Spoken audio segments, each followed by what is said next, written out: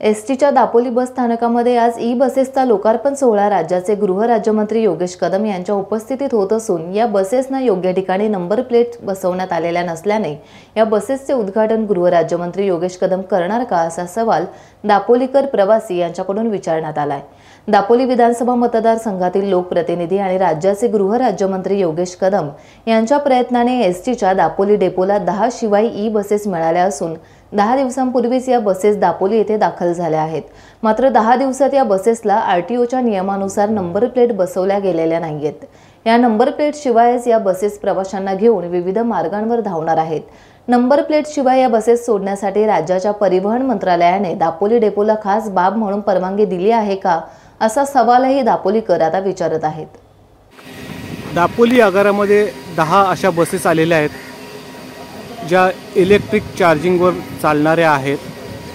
या गाड्यांचं उद्घाटन आज राज्याचे गृहराज्यमंत्री योगेश कदम यांच्या हस्ते होणार आहे।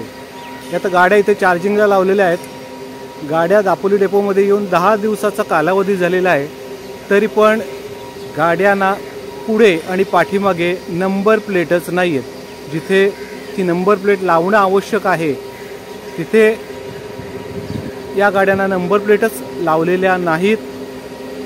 नंबर प्लेट न लावताना त्या नंबर प्लेट आतमध्ये ठेवलेल्या आहेत काचेच्या आत। हे आरटीओच्या नियमानुसार बरोबर आहे का? आणि अशा गाड्यांचं उद्घाटन राज्याचे गृहराज्यमंत्री योगेश कदम करणार का असा आता दापोलीकरांना प्रश्न पडलेला आहे। या गाड्या दापोलीमध्ये येऊन 10 दिवस झालेले आहेत, तरीही त्यांना त्या नंबर प्लेट योग्य जागी लावलेल्या नाही। बघा, ही गाडी आहे, हिच्या समोरच्या बाजूला नंबर प्लेट आवश्यक आहे, पण ती नंबर प्लेट आतमध्ये ठेवलेली आहे। अशा नंबर प्लेट आतमध्ये ठेवण्याची तरतूद वाहतूक कायद्यामध्ये आहे का असा प्रश्न आपण विचारला असता लवकरच या नंबर प्लेट योग्य जागी बसवण्यात येतील अशी माहिती एसटीच्या वतीने देण्यात आलेली आहे। परंतु नंबर प्लेट न लावताच या गाड्या सुटणार का प्रवाशांना घेऊन, हाही प्रश्न अजूनही अनुत्तरित आहे। टाइम्स डिजिटलला लाईक करा, शेअर करा, सबस्क्राइब करा आणि बेल आयकॉन दाबायला विसरू नका। Times digital.